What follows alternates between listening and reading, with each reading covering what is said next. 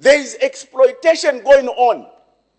And I can give an example, and I've argued this.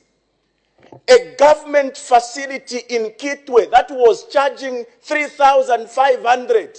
What's up? My name is Ken Bimbo, the MC with the sauce. Don't forget to subscribe to J. Cool. We start with the Honorable Member for Nkana. Madam Speaker, I want to thank you for this opportunity to make comments on the report of your committee on the implementation of the Constituency Development Fund. Permit me, Madam Speaker, to start by making this appeal. There's been a growing tendency amongst ourselves to be sensational over statements that are made in this House and misrepresentations of fact.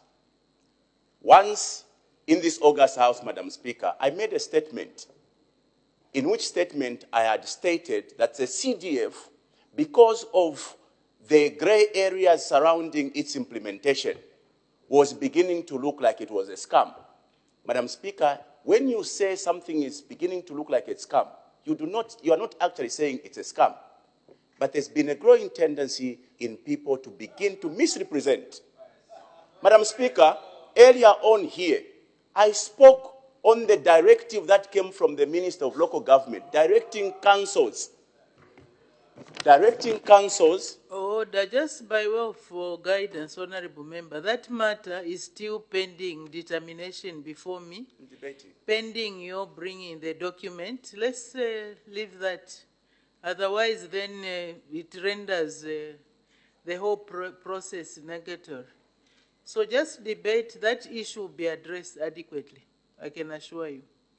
You may proceed. It's important, Madam Speaker, in a letter dated 11th December 2023, the Minister of Local Government directed councils to spend $112,500 towards the purchase of an ambulance. We are not in the business of being sensational, Madam Speaker, and we must put these things as facts. Madam Speaker, my contribution on the motion at hand is, time and again, we have spoken about the challenges of the implementation of CDF. And I want to be on record, and I want to be as candid as I can be.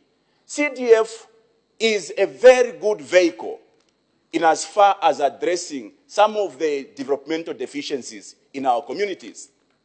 And therefore, the decision to increase or enhance this fund was very well placed. The question we must be discussing, what has hindered the effective implementation of CDF? I think that is the center of the conversation we must be having here. And time and again, Madam Speaker, we have urged those in authorities to pay attention to the issues that we present, because otherwise, these are the issues that have made this otherwise very good initiative to look like it was a bad initiative. Madam Speaker, we've spoken about the issue of capacity of local authorities. Madam Speaker, some of the local authorities, like my local authority in Kitwe, handles 5 constituencies. The same lean team is handling 5 different constituencies. When we speak about capacity, we are talking about, number 1, competences. Do we have competent officers to be able to undertake this very huge assignment? That's number 1.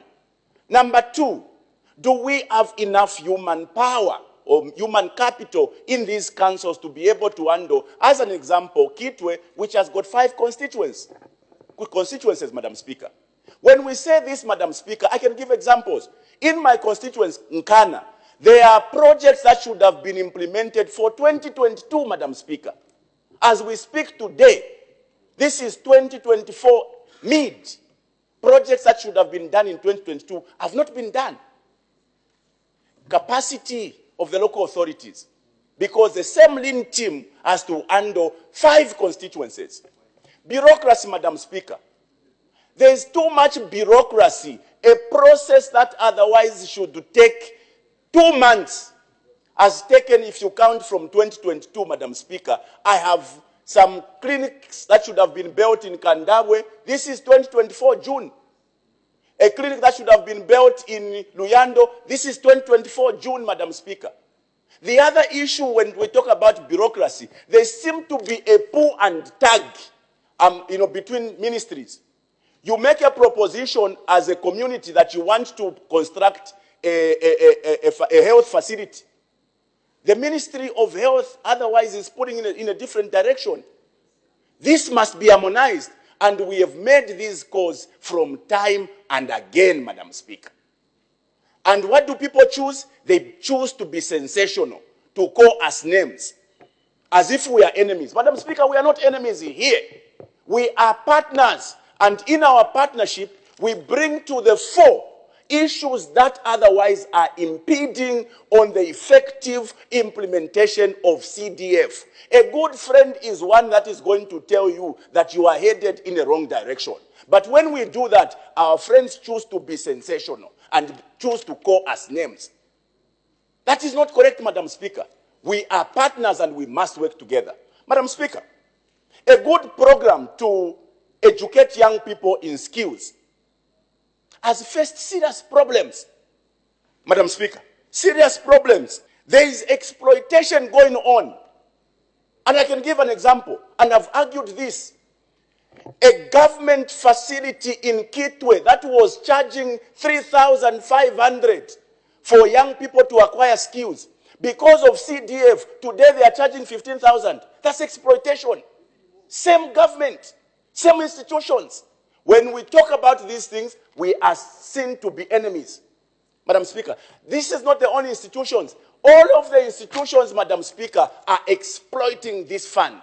Who is going to address this? It is the minister and his team. But how can they address this if they are not listening? They are quick to label us as enemies when we bring this issue to the floor of the House. Madam Speaker, I want to stress, this program, a flagship of the UPND, is the only thing the UPND is holding on to now. If they mess it up, they'll be in trouble. They'll be in trouble, Madam Speaker. And the only way we can help them is to highlight these problems we are bringing here. Don't call us names.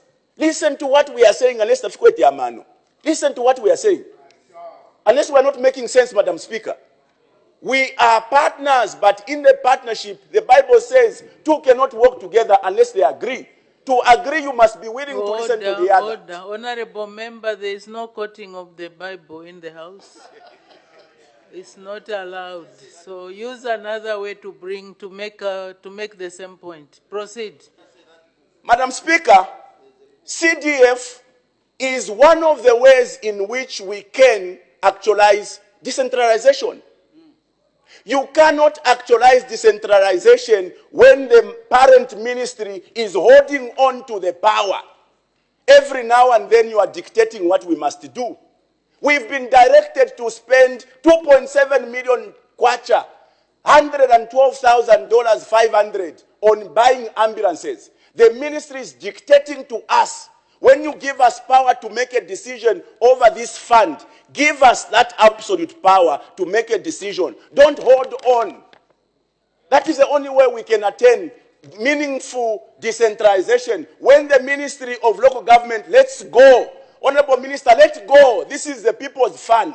We want to make our own decision on how we can spend this money. Madam Speaker, they said 30.6 million. If you cut away the empowerment and everything, we are only left with a meager 15 to 16,000 kwacha, or 16 million kwacha.